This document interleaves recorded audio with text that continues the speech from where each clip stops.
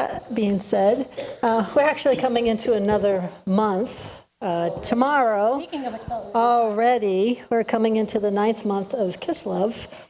And so we're just going to start out by doing some highlights about what the month is. And as the month goes on, we're going to be expounding on more and more different things, especially with one of the main things about the month of Kislev being about light. And one of the main reasons is because, we have Hanukkah coming up. And we know about Hanukkah, and we know about Yeshua being the light of the world. But, and I'm going to touch on that a little bit more in a moment. But just to give some about Kislev, what it's about, the different characteristics, so to speak, of the month, the 9th month, like I said, the root word of Kislev is actually interesting because one of the things about the month is trust and hope. It's a time of trust, and it's a time of hope.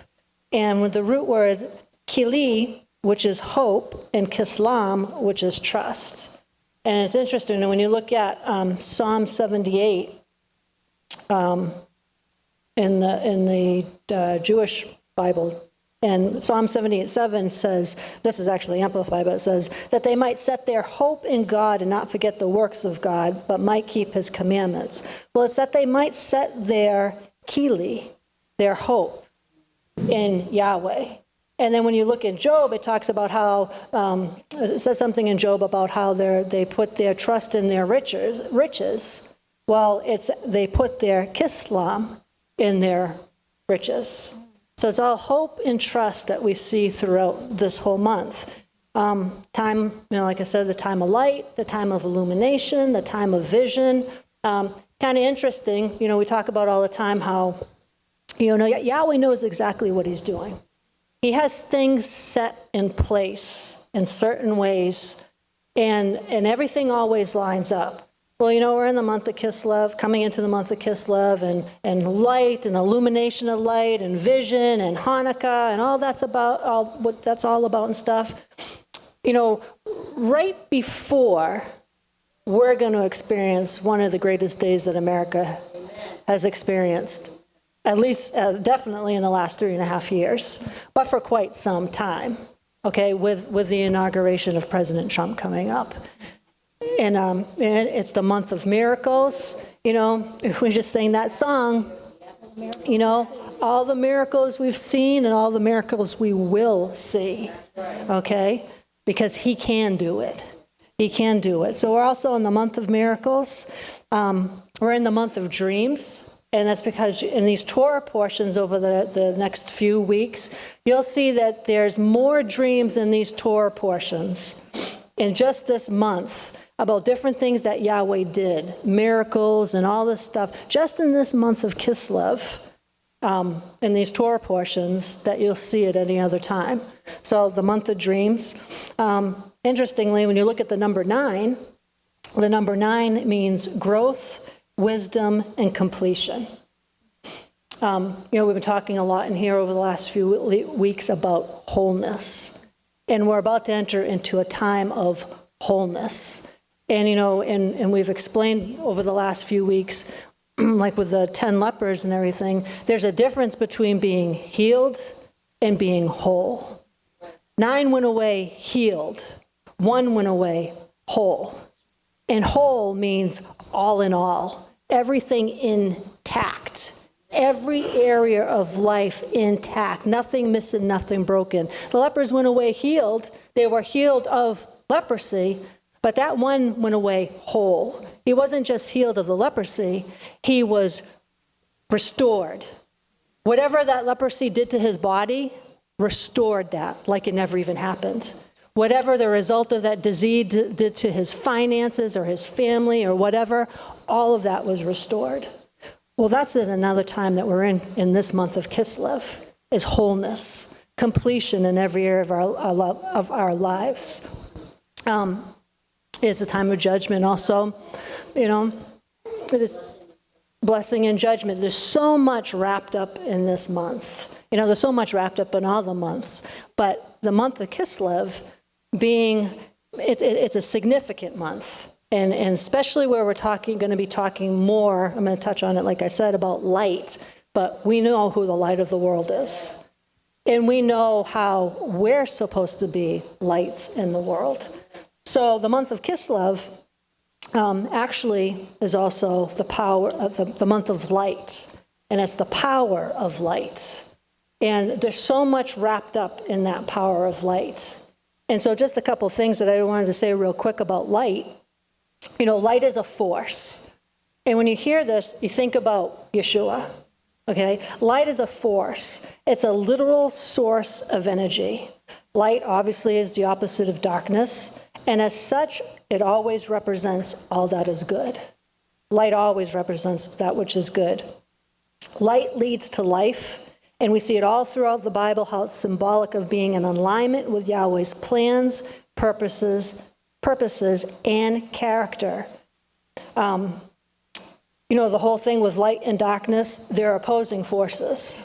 Okay, they're opposing forces, but light is stronger than darkness. Light always overcomes the darkness. They are not equal. They're not even close. Light always overcomes the darkness. You know, we read in John 1, actually, I'm going to turn into it in a moment, but how the light shines in the darkness, and the darkness can never extinguish it. Light dominates. It wins every time.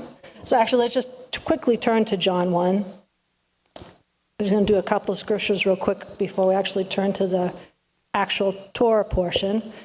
And, you know, we know John 1:1 very well. We read from this quite often, but the whole chapter of John 1, but starting at verse 1, in the beginning, before all time, was the Word, and the Word was with God, and the Word was God himself. He was present originally with God. All things were made and came into existence through him, and without him was not even one thing made that has come into being. In him was life, and the life was the light of men. And the light shines on in the darkness, for the darkness has never overpowered it, put it out, or absorbed it, or appropriated it, and it is unreceptive to it. And there came a man sent from God whose name was John. This man came to witness that he might testify of the light, that all men might believe in it through him. He was not the light himself, but came that he might bear witness regarding the light. There it was, the true light, coming into the world, the genuine, perfect, steadfast light that illumines every person. He came into the world, and though the world was made through him, the world did not recognize him. He came to that which belonged to him, to his own, his domain, his creation, and they who were not his own did not receive him and did not welcome him. But to as many as did receive and welcome him, he gave the authority to become the children of God. That is, to those who believe in his name. And I'm actually going to stop there. But so, you know, we see how he came into the world as light. Well, let's flip to Genesis 1. In the very beginning. In the beginning. And, you know this when you're ever in like total darkness. We talked about this a couple of weeks ago. In total darkness, the smallest flicker of light can give you sight. It can give you vision. The smallest flicker of light can be seen in the midst of darkness. It breaks the darkness. Now, you look at the opposite of that. So, what if you're in a well-lit, bright area? Can darkness come in and overtake that? No darkness can come in. That light overcomes it every single time. You could try to bring in, I don't know how you'd try to bring in, but you could try to bring in a small amount of darkness, and it would have absolutely no effect at all. Absolutely no effect at all. It's not the same force that light is. Not at all. So, when you look at light and darkness, and we know that they're not equal, Yahweh is both dominant and victorious. That's who he is. He's light. And I'm actually jumping ahead of myself here, but when you look in Genesis chapter 1:1, and it says, in the beginning, Yahweh created the heavens and the earth. The earth was without form and an empty waste, and darkness was upon the face of the very great deep. The Spirit of Yahweh was moving over the face of the waters. And Yahweh said, let there be light, and there was light. And Yahweh saw that the light was good, and he approved it. And he separated the light from the darkness. Okay, now, Mom had said something about this a few weeks back, I think it was at least. But here you have in verse 1, in the very beginning, what was the very first thing Yahweh said? Light be, and it was. Day 1 of creation. Well, what is it? Day 4? Is it day 4 of creation? And when he created the sun and the stars and the moon? Well, wouldn't you think that because he created the sun and the stars and the moons, that would have been the light? No. Day 1, the source of light himself spoke light be, because that's who he is.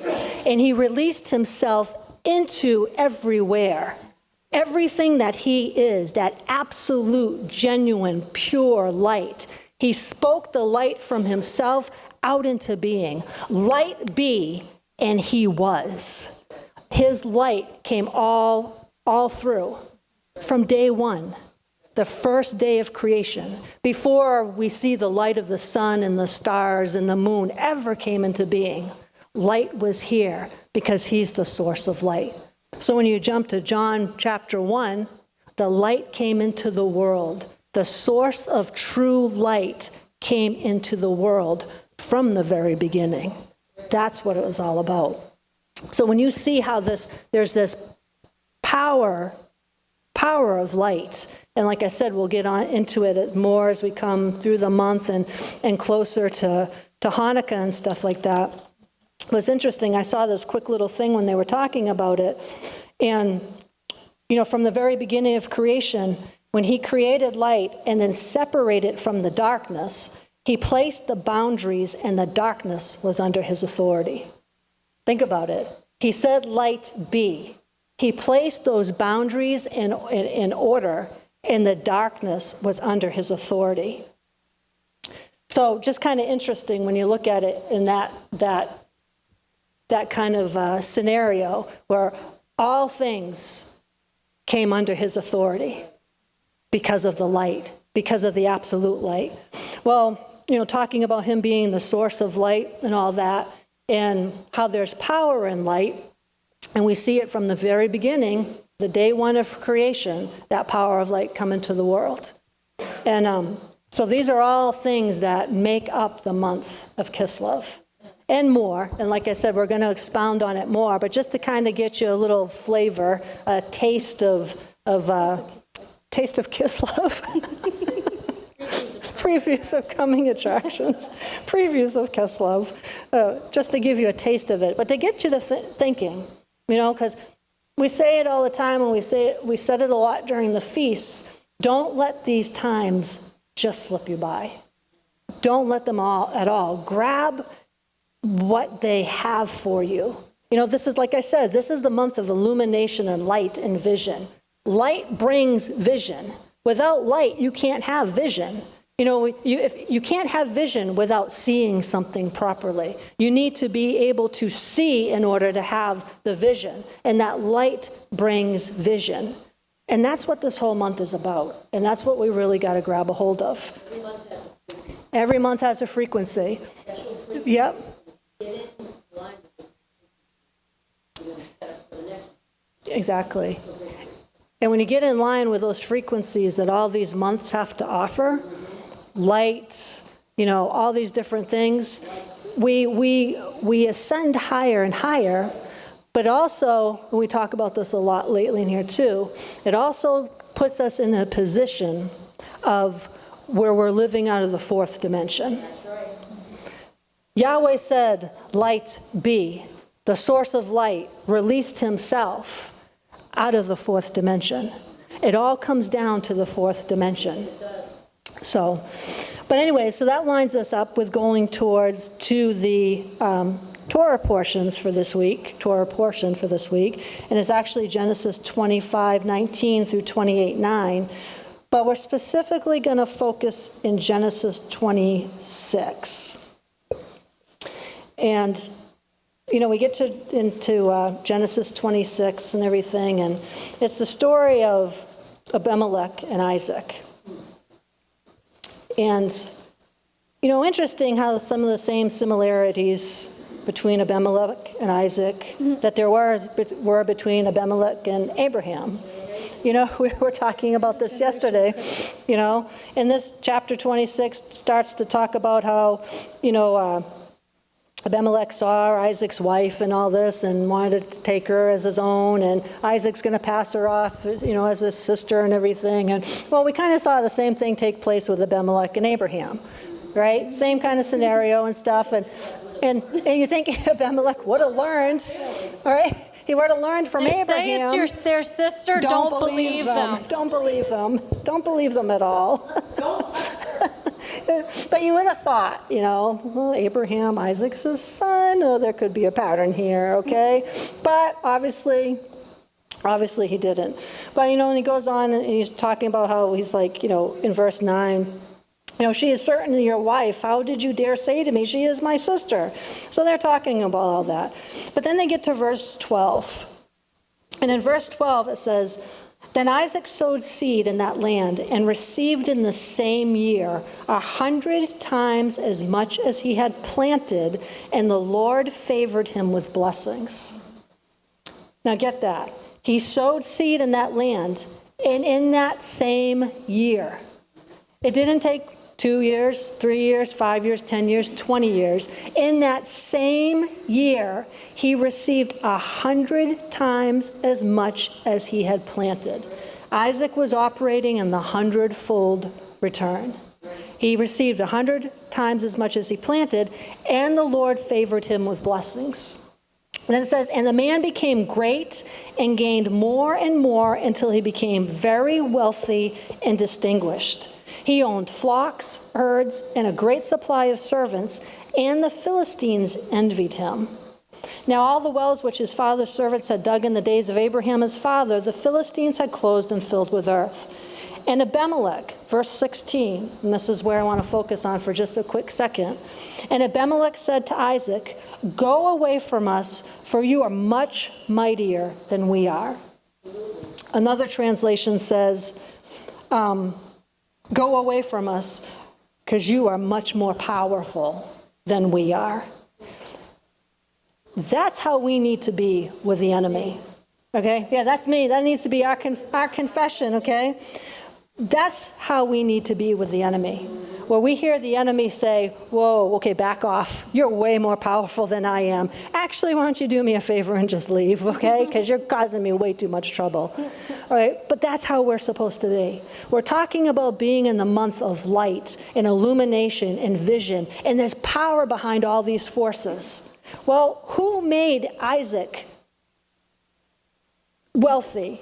Who gave Isaac more than enough? Who made Isaac powerful? So powerful that he had to leave the presence of people. It was the source of light himself. And that's how we're supposed to be. We all face the enemy from time to time. And in the midst of those times, we got to remember who we are and whose we are. And we got to remember, just like what Yahweh said to the ones in the Bible, Abraham, Isaac, David, through the Old Testament up through the New Testament, just as he said to them that they could do, that's what we have. As he is, so are we in this world. As he is the light, so are we the light in this world. As he is the power, so are we the power in this world. That's who we are. And we got to envision and see the enemy saying to us, I'm done, you're too powerful, I'm getting nowhere. Actually, you're scaring me a little bit here. I'm going to run away and go start with somebody else, okay? What does mom say? As soon as you wake up in the morning and your feet hit the floor, the devil's like, oh no, she's awake. Oh, she's up again, let's get out of here. Oh no, he's awake, he's up again, let's get out of here. That's how we're supposed to be. Imagine being in a position like Isaac was, to have Abimelech say to him, you're too powerful. You are so much more mightier than us. You have got to go. Okay? That's how we're supposed to be. Okay? And that's the things that we've got to grab onto during this month. grab onto these insights and the everything that Yahweh says that we read through these Torah portions. It's not just for Abraham. It's just not for Isaac. It wasn't just for Sarah that he blessed her with a baby. It's not just for, as we go through more into the Bible, it wasn't just for Hannah to pray and have a child. It wasn't just for Deborah to do what she did, or even Gideon, okay? Elizabeth, Mary, okay? What did Mary say? Be it unto me according to your word. Right? And look at Gideon. I'm sure there's times when some of us have felt like, well, who am I? I can't go and take on an entire army. I can't go on and do this. But what did Yahweh do with Gideon? Okay? And like he put him on like a glove, his spirit, and they became one. They became one. When you put a glove on your hand, what does that glove do? Especially if you think of like a latex glove, okay? Mittens, they don't really work that well. You just, okay? But you put on like a latex glove or those blue exam gloves. And what does it do? It molds to your fingers. It molds to every part of your hand. And you ever notice that it's a little challenging to get that glove off? And once you get that glove off, it's a lot harder to get it back on. So you've got to stay in that place of once you've got that glove on, you keep it on. Once you become one, you stay one. They're molded together as one. And so all these things that we read about, it's past time to just read and move on and not take it into heart and not walk it out. It's past time for that.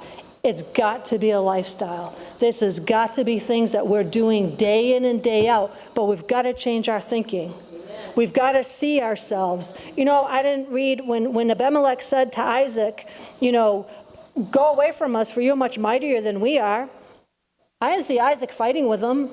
I don't read that Isaac was like, oh, who, me? I'm nothing. What are you talking about? What did Isaac did? Well, he went away from there, okay? He left, and he became more great. He became more mightier. He became more wealthy. He just kept getting greater, and that's the position that we're supposed to be in. And back to the whole glove thing for a second, when you think about it, is another thing we're going to get into in a little bit. When you're fit like a glove with Yahweh, when Yahweh puts you on and his spirit just envelops you, fills you, and you become one, that's what covenant is. When you become one and it's just all in all of him and you, all of you and him, that's what covenant is all about. And that's what we're going to get into in a little bit. And the glove doesn't fight against you. You ever have your glove on and it's trying to fight to go this way and your hand's trying to go this way? No, the glove moves with your hand. It is your hand. The glove is nothing without the hand. The glove can't move without the hand. If the glove started moving without the hand, I think you would run out of the room. But the glove on your hand is what fills the glove and gives it meaning, gives it a purpose, fulfills it. So it's his spirit inside of us that fulfills us. We can't move without his spirit in us. It has an assignment, but it needs the hand. That's right. The glove has an assignment, but it needs the hand to help it fulfill its assignment. On the shelf, it does no good. You without Yahweh in you, you do no good in this world. But you're not in this world without him. He's inside of you for a purpose. And we see, especially in these Torah portions for this week, you see these different types of relationships. And you've got to glean from the different types of relationships. But you could see one type of relationship that is in one direction and another type of relationship that is in another direction. And they both represent different things. So one relationship might represent, how would I say it? One relationship, what we're going to read about in a moment that Jordan's going to do, is going to represent not necessarily how you want to live with a sibling, okay? And strife and discord. Another relationship is going to represent what Yahweh's true heart is for relationship. Life is always going to have opposing forces in it. That's from the beginning. There's been opposing forces in life. Light, darkness. You have good and evil. You have truth and deception. You have Satan and God, and it's like this perpetual battle.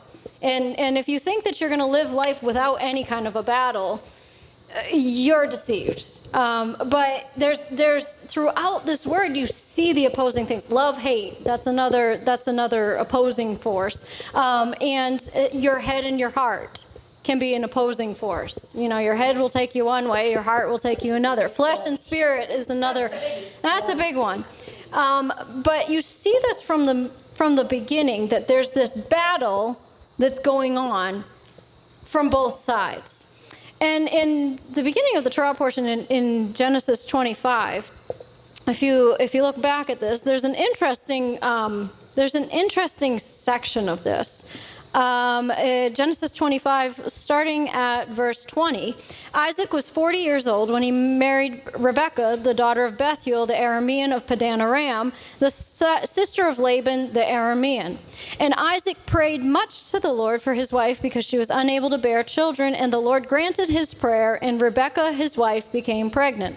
Verse 22, 2 children struggled together within her. Now, can you imagine for a moment, anyone who's had a baby, can you imagine having 2 babies wrestling with each other inside of you? I feel bad for Rebekah there. 2 children struggled together within her, and she said, if it is so that the Lord has heard our prayer, why am I like this? And she went to inquire of the Lord. Good thing to do. When you wonder what's going on here, ask the Lord. The Lord said to her, the founders of 2 nations are in your womb, and the separation of 2 peoples has begun in your body. The one people shall be stronger than the other, and the elder shall serve the younger. So when her days to be delivered were fulfilled, behold, there were twins in her womb. But she knew that already because they were struggling 2 nations. The first came out red all over like a hairy garment, and they named him Esau, which means hairy. Afterward, his brother came forth, and his hand grasped Esau's heel, so he was named Jacob, supplanter. Isaac was 60 years old when she gave birth to them. When the boys grew up, Esau was a cunning and skilled hunter, a man of the outdoors, but Jacob was a plain and quiet man, dwelling in tents. And Isaac loved and was partial to Esau because he ate of Esau's game, but Rebekah loved Jacob. So automatically you see these 2 opposing forces. You have Jacob and Esau wrestling with each other in the womb, but then you also have Isaac and Rebekah who are kind of wrestling with each other. He likes Esau, she likes Jacob.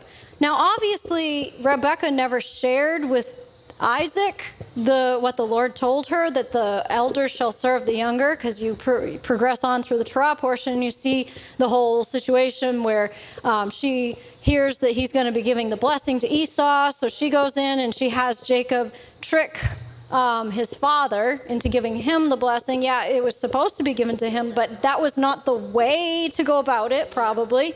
And it led to Jacob fleeing in fear from his brother and living for years in exile, basically, away from the land of the promise and afraid of his brother. Now, obviously, later on, we know that they get reunited, and there's the whole thing where, obviously Esau forgave Jacob, and they become reunited. But this whole beginning is this struggle between 2 sides. And it's interesting because, like I said before, that life is perpetually a battle. It's perpetually a struggle between 2 sides. You ever, let me see if I have props today. Do you have, Terry. We have Terry. I don't have like the giant pens or anything, but you ever play as a child or as an adult, tug of war? I know you have a rope. This isn't really the best rope for tug of war if you're actually playing tug of war, but you could take that end of the rope. So the point of tug of war, what is tug of war? Two people hold the rope, or two teams of people hold the rope, ideally. And then one pulls that way and the other one pulls that way. So then you see, usually it's played over something like, if they're really doing it as a serious game, they'll have like a mud hole in the middle. And they did that on Little House on the Prairie. There was a whole thing where the men, and they had a ribbon on it, and they got pulled into the mud pit in the middle. But it's this back and forth. So this team starts to win, and that team starts to win, and this team starts to win, and that team starts to win, and it's a back and forth. It's a struggle. No, that's not much of a struggle right there. But we're caught in the middle of this tug of war in life. And we're the rope. Okay? We might think we're in control of one side of the rope. No, we're the one in the middle. And the tug of war is between Yahweh and the enemy over who will control our life. So Yahweh might be pulling you this way, and the enemy's trying to pull you this way, and Yahweh's trying to pull you this way, and the enemy's pulling you this way. And then you get Paul, who said, I didn't know the good I wanted to do, I didn't do. The bad I didn't want to do, I found myself doing. And he was expressing that sort of tug of war that the enemy had him in.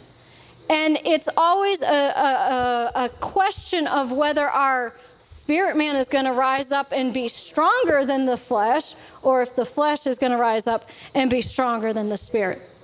And people can exercise and get stronger.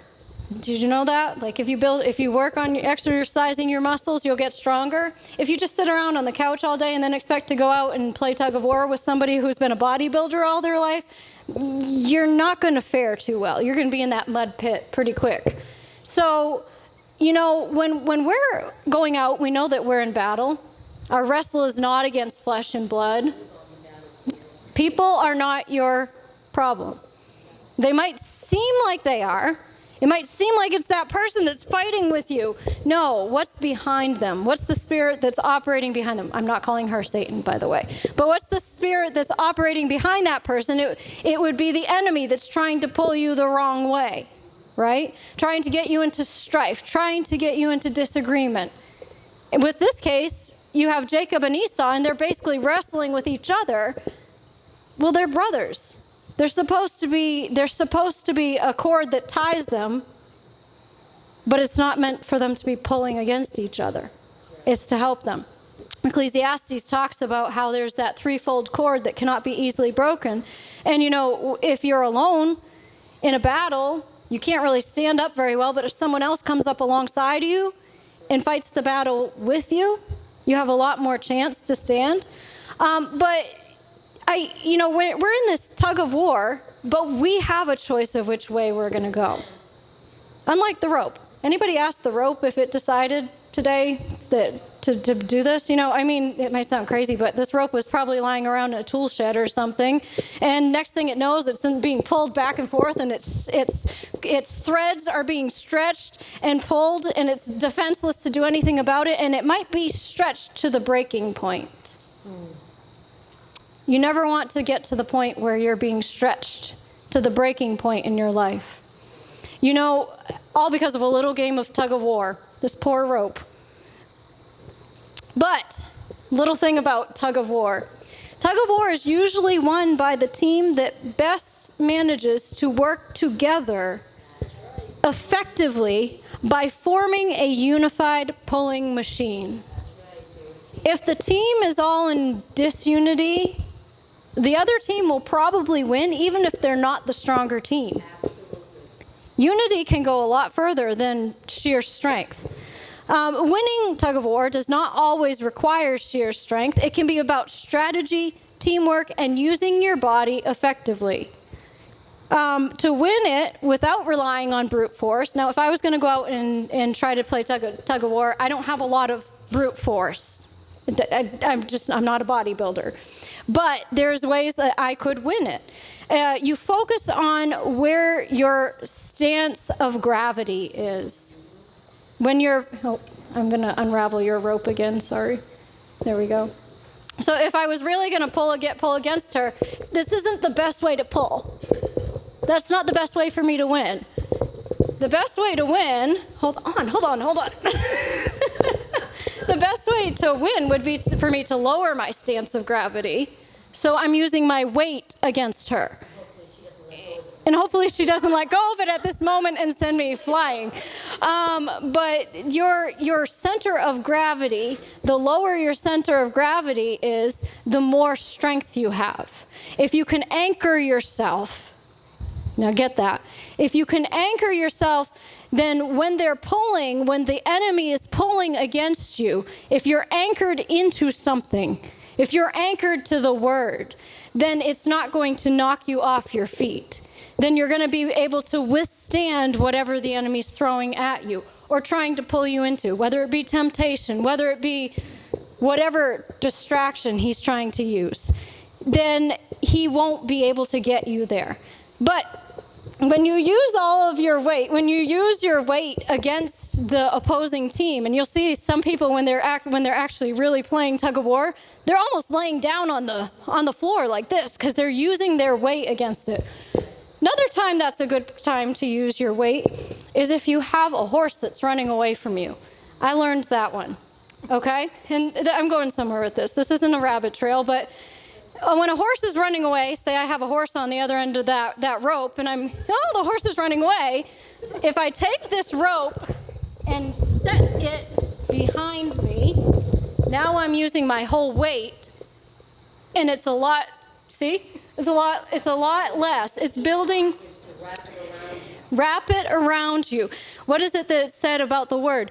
Tie it upon your hands. Bind it upon your foreheads. Why do you do it? Because there's something that's trying to take it out of your hands. There's an opposing force that is trying to wrestle the word out of you, trying to convince you to let go of your grip on the reins of life.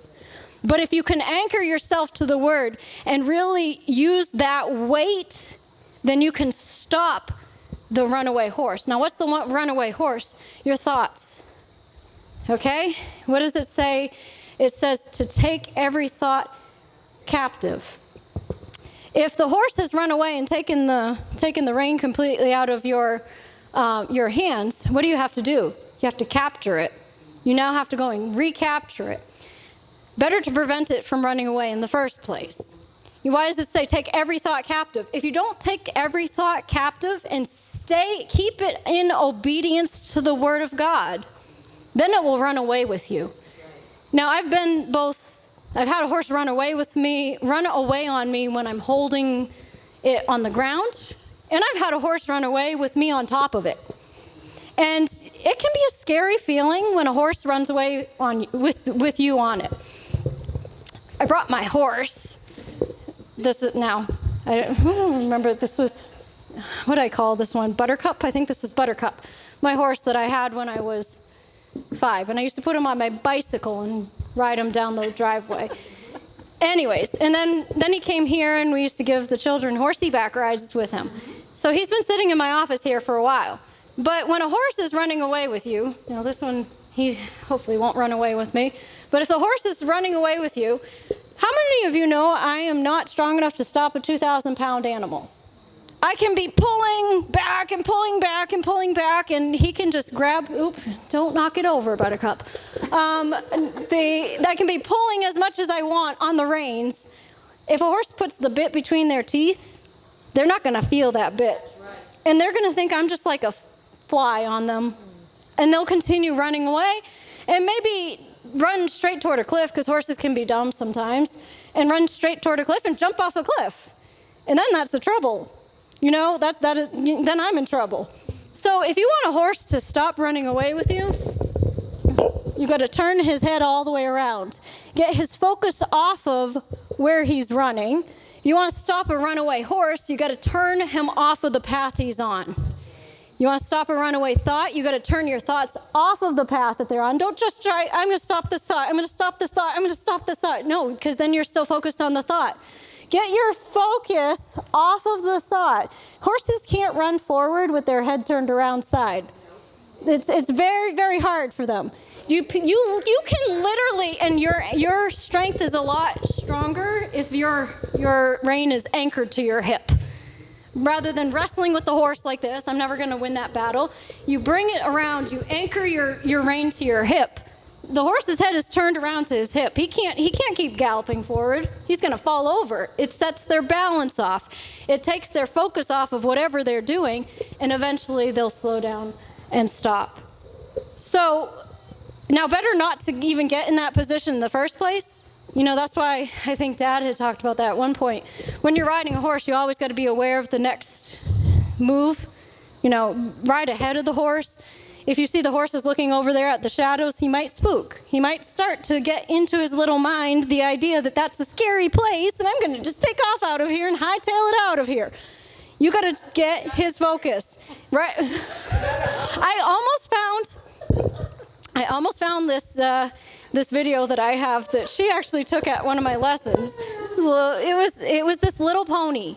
Okay, so people think that the big horses are the scary ones, and they see like me as a little 8-year-old riding this big horse, and they're like, "Oh, that's too much horse fur. You got to put her on the pony." No, the pony's the devil. The ponies are the spunkiest ones. The horse that gave me the most trouble was this little pony that was this tall, and I was 20. Yeah, I was about 20. And so we were trying this pony out to see if he would be a child's pony. Like, because no, I'm small enough, I can still ride him. I kind of look like a big kid on a little kid's bike, but I can ride him. And so I was like, okay, this is great. But he got into his mind that he just did not want to be in that ring, and he just went and he turned right out of the ring and ran out of the ring on me, with me on him, as she's filming, and my instructor's like, "Where'd you go?" And then I got him turned around and came back in, and we went by that door again. Whoop, he went right back out that door again. I'm like, what is the matter with this? So I'm like, all right, now I'm gonna like, he's tiny, he's this tiny thing. You would think I can stand up. I could almost put my feet on the ground and stand up on him. Okay, well, let's turn him. Okay, we'll keep his focus. Here we go. We're coming by this. Oh, whoop, nope, he ran out again. He did it 3 times to me. One time he ran all the way down the aisle of the barn with me on him, and the rest of the horses are looking like, what's going on here? But the thing I learned with that little pony is you got to keep them away from the distraction. You got if I kept his eyes away from that door, he wouldn't run out the door on me. If I kept him engaged in what I wanted him to do, I could do like a sideways pass by the door, keep his haunches this way, and he can't run that way. But whatever you have to do to keep the focus on what I'm telling him to do, and not what his little brain wants to do, and not, I want to get out of this ring, I don't want to have to work, or whatever was in his brain at that moment. But to stay ahead of a thought, you got to take every thought captive. You got to ride ahead of your thoughts so that you don't end up on a runaway horse. Because some of those runaway horses in your mind can be far more dangerous than a natural runaway horse. It can, you think of a runaway horse could buck you off, they can hurt you and all that. Runaway thoughts can kill you if you stay on them, okay? So the best way to stop that from happening is to prevent it in the first place. You got to be aware of yourself. You got to be aware, and you got to know the battle you're in. You got to know your opponent's tricks. So like in that tug of war game, you got to know, are they going to just suddenly let go of the rope and let you all fall down? There's tricks to everything, and you got to know that. You got to know, and you got to know that the enemy is trying to pull you into a place that you don't want to be, okay? He's going to try to pull you into a place of fear, of doubt, of insecurity, of I'm not good enough, and whatever lies. We each have lies that the enemy will try to feed to us. You can't do this. But if you have faith on your side of the rope, if you have Yahweh on your side of the rope, then just like what she was saying about light versus darkness, it doesn't even stand a chance. Darkness does not stand a chance when light shows up.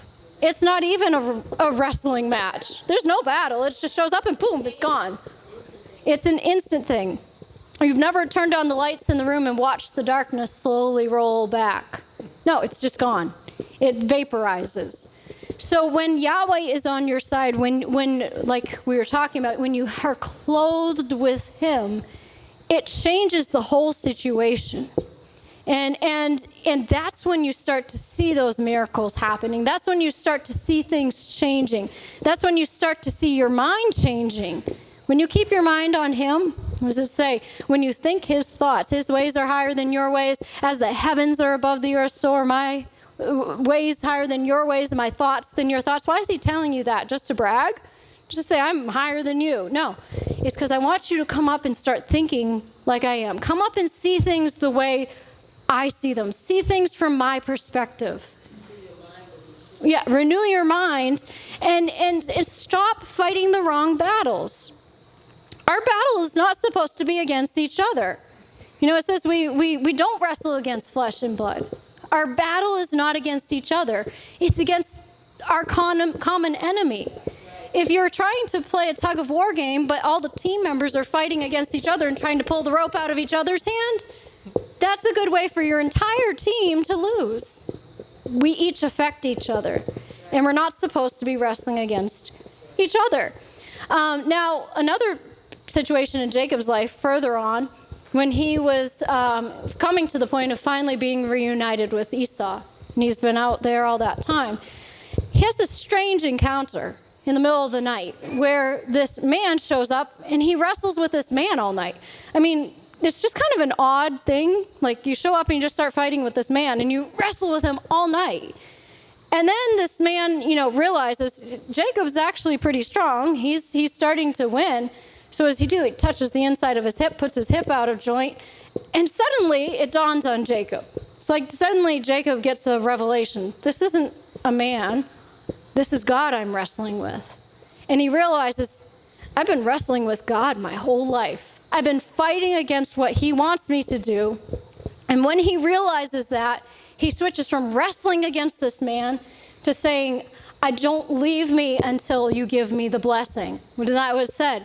And he held on to him. He wouldn't let him go until he got the blessing. How many times in our life are we playing the tug of war game wrong? Are we wrestling against people? Are we wrestling against Yahweh? Are we trying to pull against where he's trying to lead us? And thereby we're siding with the enemy of our souls. There's only two sides in this fight. It's not God, the enemy, you, your friends. There's two sides. And it will either pull you into the light or pull you into darkness. It will pull you into your flesh or pull you into your spirit. It will pull you into your head or it will pull you into your heart. There's two ways of it, but you got to stay in control of the rope. Don't let the enemy pull it out of your hand. Stay anchored to the word. Stay anchored in him. And keep your focus where the battle is supposed to be. Like I said, it's not supposed to be against flesh and blood or brother and sister fighting against each other. No, remember, when we have all this division and strife and infighting and this person is fighting against this person, this all this stuff going on, our focus is not on the enemy out there. We got to keep the focus on our common enemy. Just, when you were doing that with the rope, it reminded me of the story Dad used to tell. I don't recall all the words, and I might get this wrong or whatever, but I recall the main part of it where there was like people that fell off of a cliff or something, and they were holding on to ropes, and one after another, the blimp. It was when the blimp exploded. When the blimp exploded, or did it fly whatever away. it was doing. What did it do? The wind caught it and it was flying away. So all these people are hanging on the rope, and one by one, they're dropping. And then when they, finally get the blimp down or something or whatever, and there's one guy who's still with the rope. And they ask him, how are you still holding onto the rope all that time? The rope held him. He said, when I saw that they were dropping off one by one. Right, and he wrapped it around him almost like a seat, like a chair, and he let the rope hold him up. Mm-hmm. And that's what saved his life. Yep. So it was just interesting when she was doing that. I instantly thought of when Dad used to tell us that story. It wasn't him trying to save himself. He allowed the rope to save him. Mm-hmm. And when she just made the comment about the rope being anchored to the word, mm-hmm. You're anchored. The word hold you. Let the word hold you up. Let life the life, the source of life, the source of light holds you up. So, Just but have one quick scripture I realized I forgot to turn to, Hebrews chapter 6.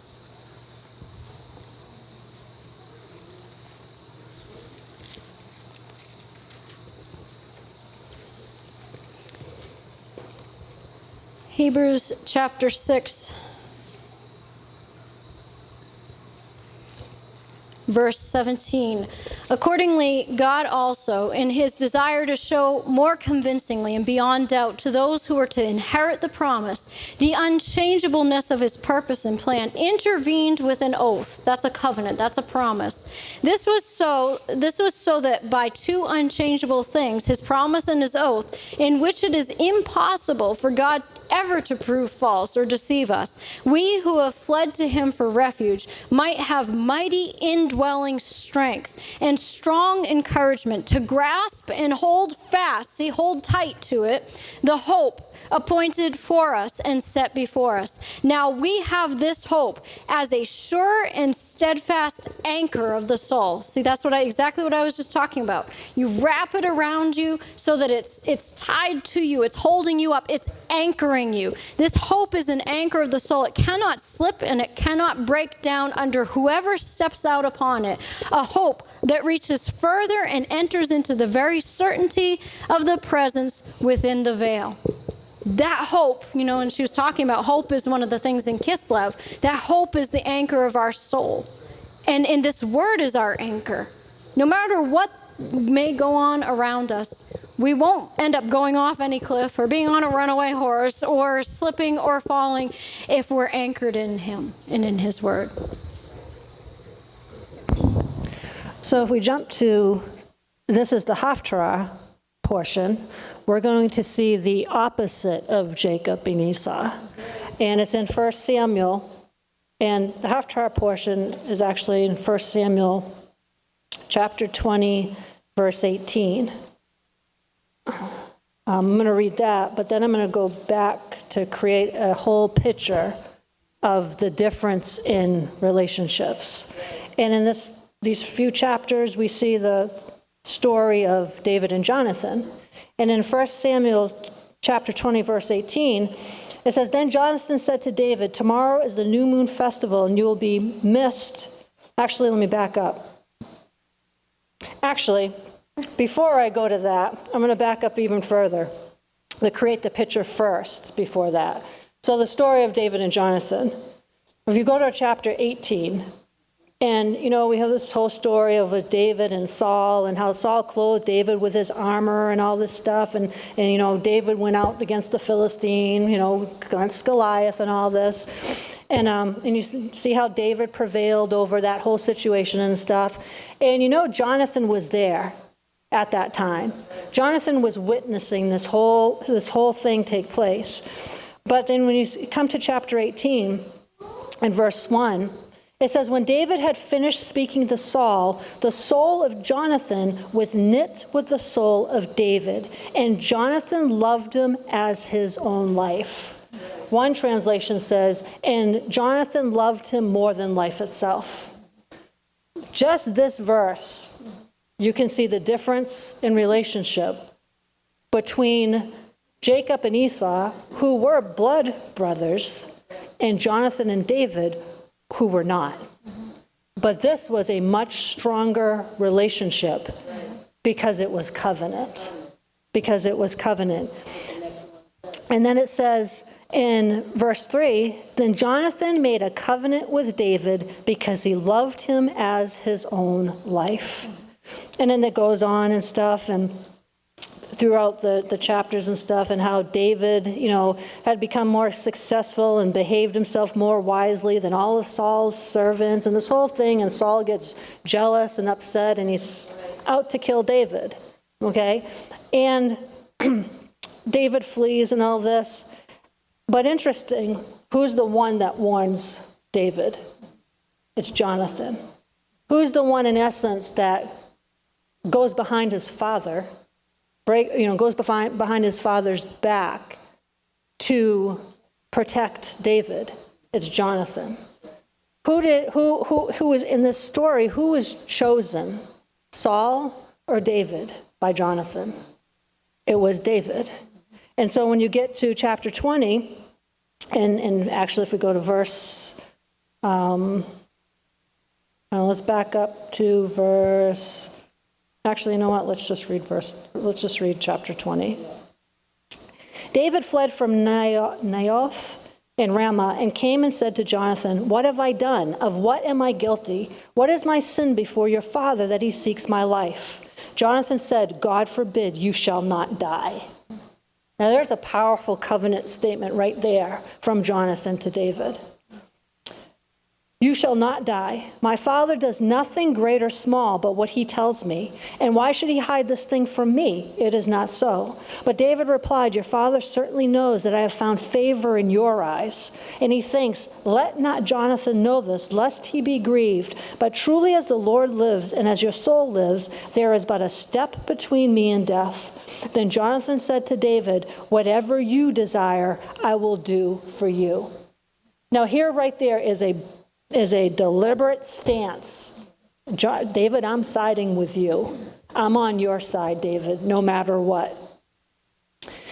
David said to Jonathan, verse 5, David said to Jonathan, "Tomorrow is the new moon festival, and I should not fail to sit at the table with the king, but let me go, that I may hide myself in the field till the third day at evening. If your father misses me at all, then say, David earnestly asked leave of me that he might run to Bethlehem, his city, for there is a yearly sacrifice there for all the family. If he says, all right, then it will be well with your servant. But if he is angry, then be sure that evil is determined by him. Therefore, deal kindly with your servant, for you have brought me into a covenant of the Lord with you. But if there is guilt in me, kill me yourself, for why should you bring me to your father?" And Jonathan said, "Far be it from you. If I knew that evil was determined for you by my father, would I not tell you?" Then said David to Jonathan, "Who will tell me if your father answers you roughly?" Jonathan said, "Come, let us go into the field." So they went into the field.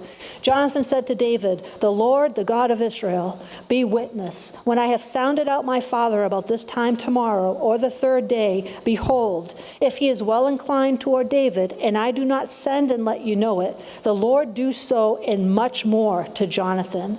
But if it please my father to do you harm, then I will disclose it to you and send you away, that you may go in safety. May the Lord be with you as he has been with my father. While I am still alive, you shall not only show me the loving kindness of the Lord, so that I die not, but also you shall not cut off your kindness from my house forever. No, not even when the Lord has cut off every enemy of David from the face of the earth." So Jonathan made a covenant with the house of David, saying, "And the Lord will require that this covenant be kept at the hands of David's enemies." And Jonathan caused David to swear again by his love for him, for Jonathan loved him as he loved his own life. And Jonathan said to David, "Tomorrow is the new moon festival, and you will be missed, for your seat will be empty." This is where the Haftarah portion starts, verse 18. "And on the third day you will go quickly and come to the place where you hid yourself when the matter was in hand, and remain by the stone Ezel. And I will shoot 3 arrows on the side of it, as though I shot at a mark. And I will send a lad, saying, go find the arrows. If I expressly say to the lad, look, the arrows are on this side of you, take them. Then you are to come, for it is safe for you, and there is no danger, as the Lord lives. But if I say to the youth, look, the arrows are beyond you, then go, for the Lord has sent you away.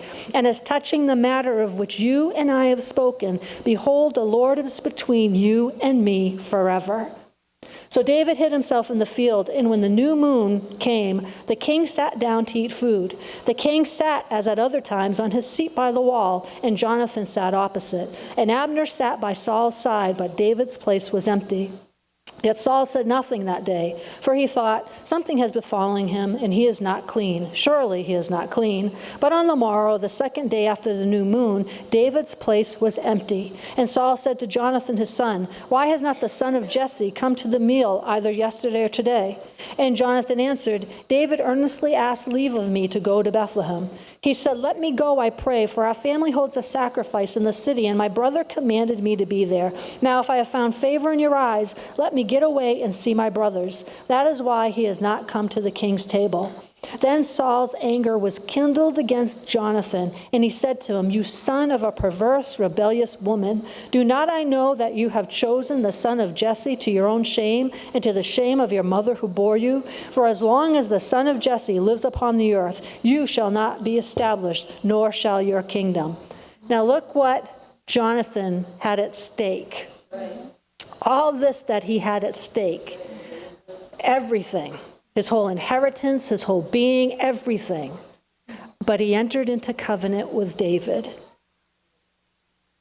"So now send and bring him to me, for he shall surely die." Jonathan answered Saul his father, "Why should he be killed? What has he done?"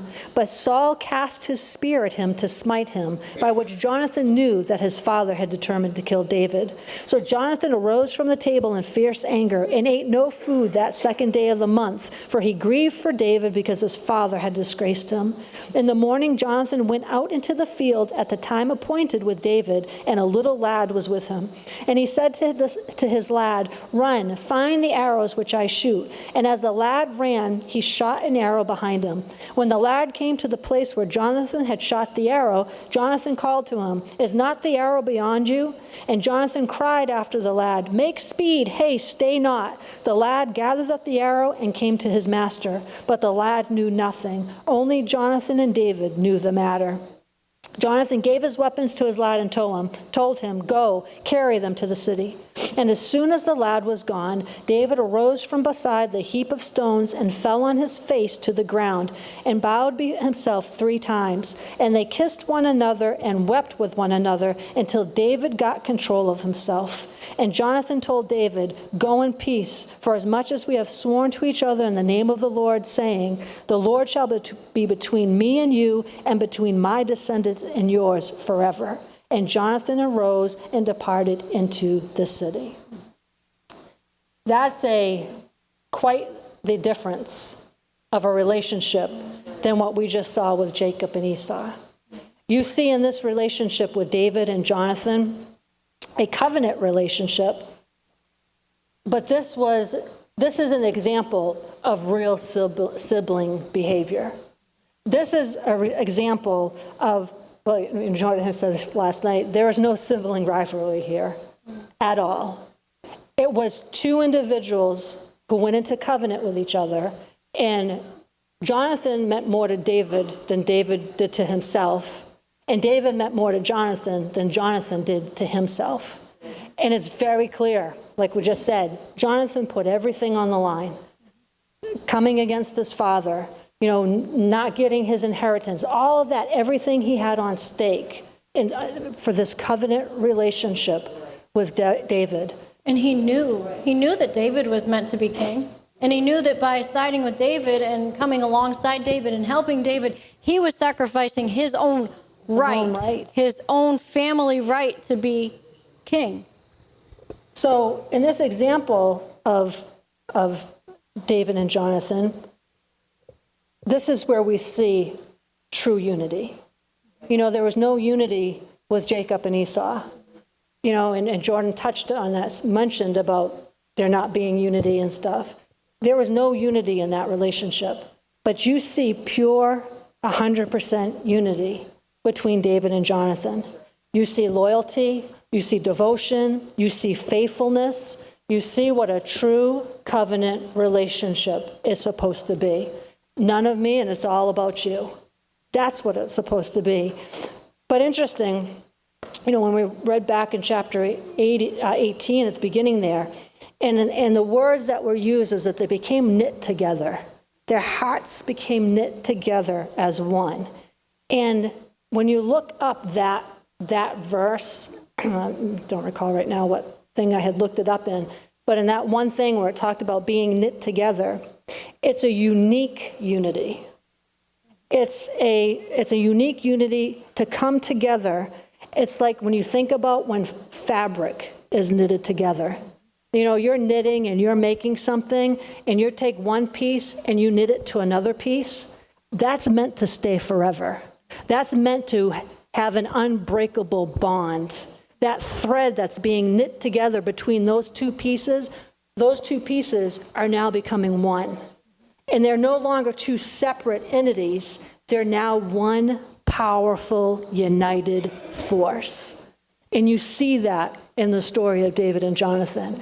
And Even like in the rope. The rope is made of different cords, but they're woven together, so it's stronger than just one cord alone. You can't take these apart. If you take them apart, if you try to take them apart, you're going to lose the entire rope. So with this being knit together, and as much as you try to pull on it, you think of some of these strong fabrics that they use, and they knit together to make something, and you pull on it and pull on it. We have some stuff that has been pulled on quite a bit, and it still can't be torn apart. It can't be taken apart. It can't be ripped apart. It's so strong that bond that has made the two one cannot be divided. It cannot have anything come against it. And interesting, like we just said a few minutes ago, Jacob and Esau were blood brothers. They say how, well, there's nothing like blood. You can't, your blood, that's what it is. The blood brothers, woo-woo. Well, that's actually not accurate a lot of times, because you see that in the story of David and Jonathan. They were not blood brothers, but their bond was strong. You would have thought, oh, they're blood brothers, okay?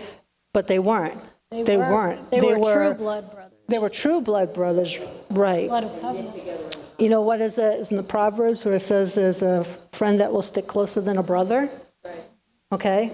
There's a friend that will stick closer than a brother. Just think about that for a moment. Meditate on that sometime. There's a friend that will stick closer than a brother. And you think about David and Jonathan. And they also represent a strong emotional attachment and loyalty. You see it as you're reading throughout the story of them. There's got to be a strong emotional attachment and strong loyalty for that type of relationship to take place. And it was covenant. And it's the same type of relationship that we're supposed to have with Yahweh. He has it with us, but we're supposed to have that with him.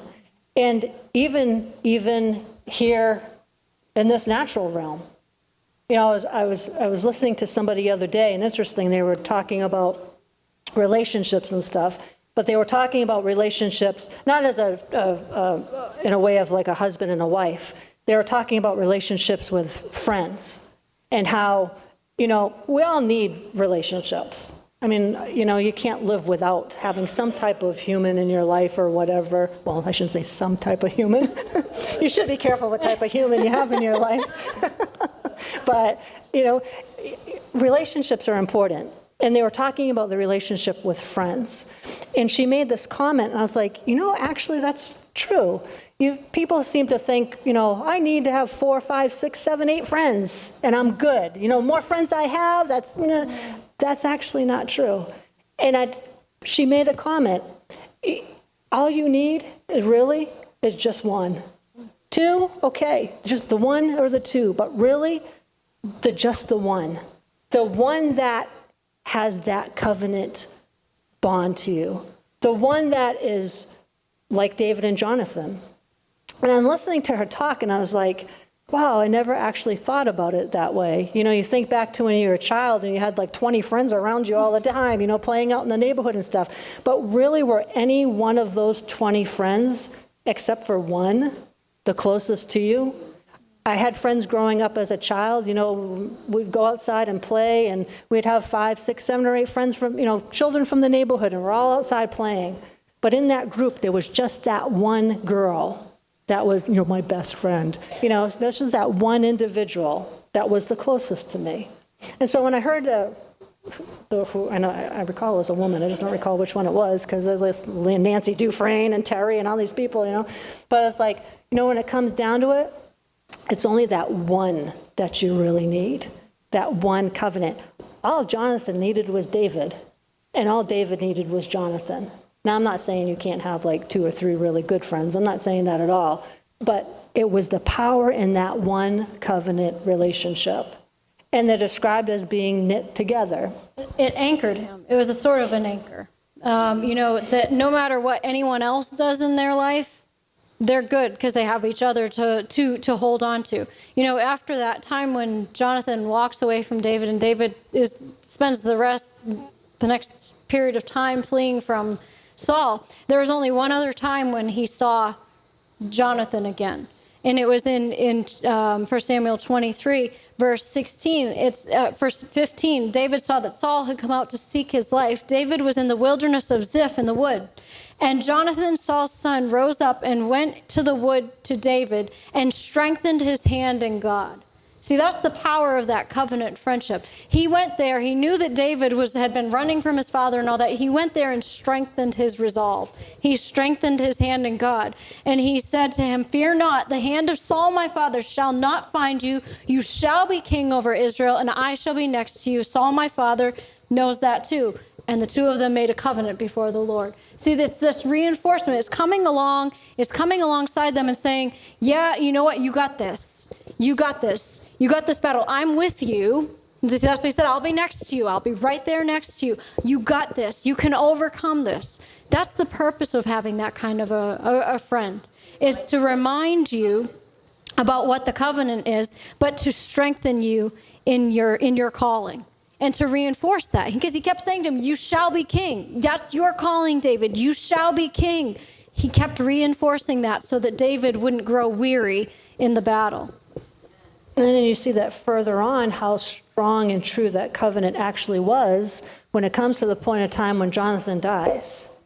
And David says, is there anybody left in the house of Jonathan? Anybody left? And we know the whole story about Mephibosheth. And what happens? He takes him into his kingdom. And Jonathan's son there was, if I recall correctly, he was like lame. He was lame and all that and stuff. And it was like, had been living, just Lodabar. Had been living in just low, okay? But covenant caused him. The covenant that Jonathan had with David, and David had with Jonathan, it stretched further. It didn't just impact David and Jonathan, it impacted their family. Mm-hmm. And it took Jonathan's son from the lowest points of his life, from the depths of whatever, and suddenly brought him into the kingdom. And so that's all what covenant does. That's all what covenant's about. With Jacob and Esau, the relationship between them forced Jacob to run away. It literally forced Jacob to run away from his brother to save his own life. This is one that's bringing them together and trying to save another. You talk about, when we were talking about that runaway horse, sometimes if a horse is really running away, you can have somebody else get up on another horse, chase after them, and grab the horse's head themselves. They can help that person stop their runaway horse. The true friend will come up alongside you and help you stop your runaway horses, help you stop the runaway thoughts that you think you can't control and get back into control. They can come up alongside of you and be that reinforcement to say, I'm next to you, we got this, you can overcome this. There's nothing that we can't do when God is on our side, and start speaking that into you and bring you back into who you are.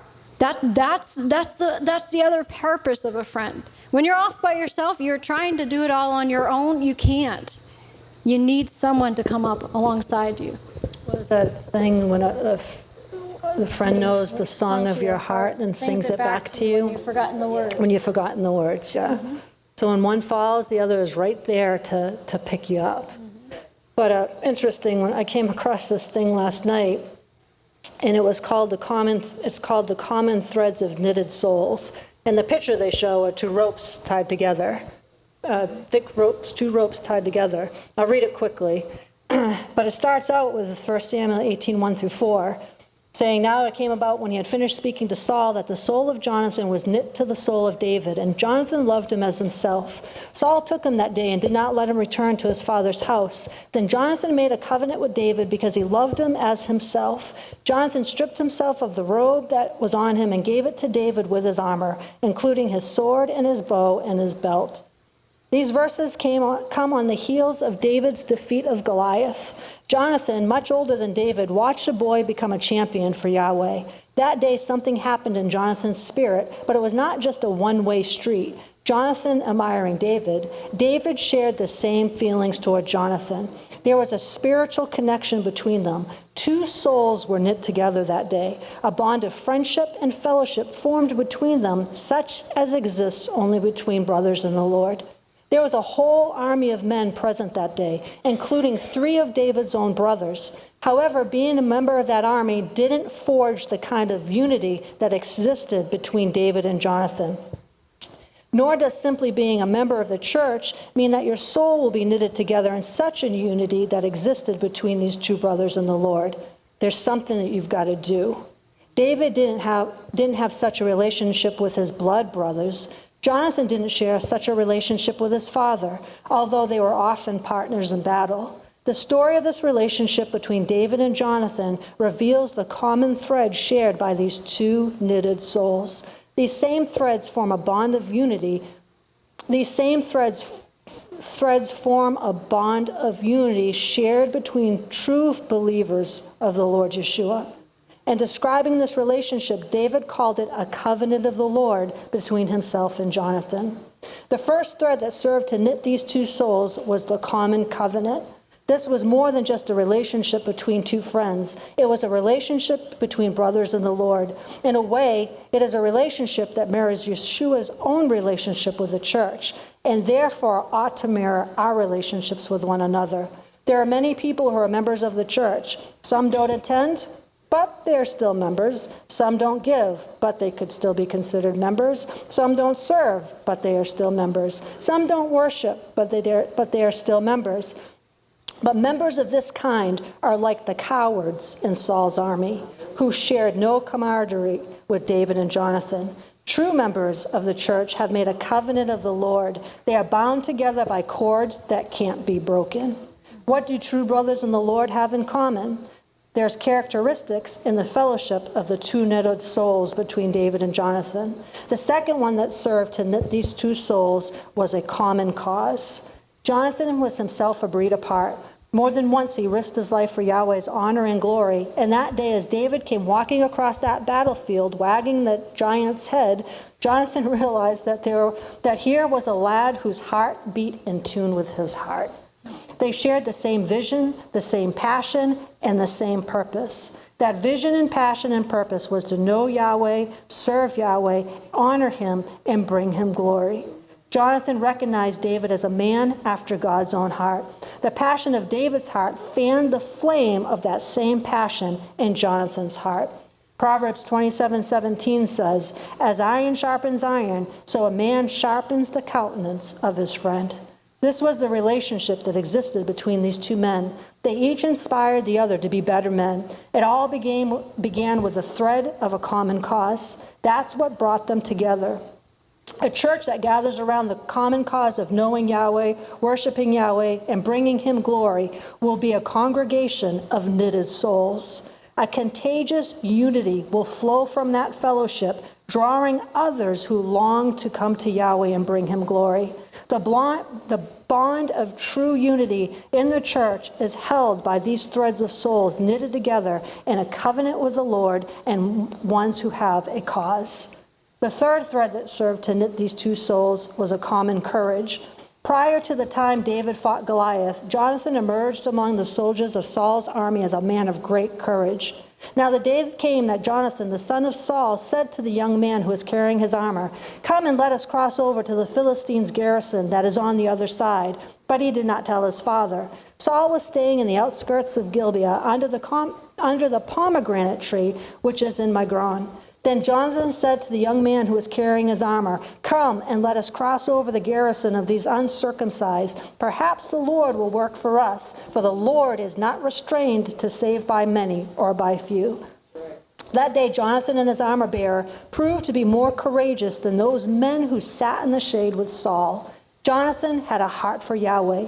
He knew who he was fighting for, and who it was helping him in the battle. Jonathan, like David, fought that battle depending on the presence and power of Yahweh. That day, as Jonathan watched David stroll across that battlefield with nothing but his shepherd's bag filled with 5 smooth stones, his shepherd's staff, and his slingshot, he was watching someone who shared his own courage and his own confidence in Yahweh. David's courage was a moral courage. It was the courage to stand up for what was right and to stand against what was wrong. Such a courage will cause a man to stand apart from the cowardly who have no passion to stand up for what is right. If you stand up for what is right, you'll find that Yahweh's true people will stand with you. Those otherwise will stand somewhere else. The kind of courage needed in the church today is not only a moral courage, but it is a doctrinal courage. We are bound together by what we believe about Yahweh and what we believe about the Bible. There was a great contrast between Saul and Jonathan. They were members of the same family and members of the same army, but their souls were not knit like the souls of David and Jonathan. It was not just what Jonathan believed about David that separated him from his father. It was what he believed about Yahweh. The church of the future, large or small, will not be men and women, boys and girls whose names are simply written on the church roll, whether they attend or not, whether they give or not, whether they serve or not. The church of the future will be those whose souls are knit together by the thread of the common cause and the common courage, who share a common covenant with the Lord Yeshua. There was a fourth thread that knit together the souls of these men, and it was a commitment. Jonathan loved David like he loved himself. If you read the story all the way through to that moment when Jonathan loses his life, you'll find that David laments over the loss of a brother who meant more to him than his own brothers by blood. What a beautiful picture this is in chapter 18. Then Jonathan made a covenant with David because he loved him as himself. Jonathan stripped himself of the robe that was on him and gave it to David with his armor, including his sword and his bow and his belt. And these actions of Jonathan, he was at once bringing David into the family, so to speak. But at the same time, he was surrendering his own position, his own glory, his own place in the kingdom to David. It is a picture of a great commitment on the part of Jonathan and a great confidence in that commitment on the part of David.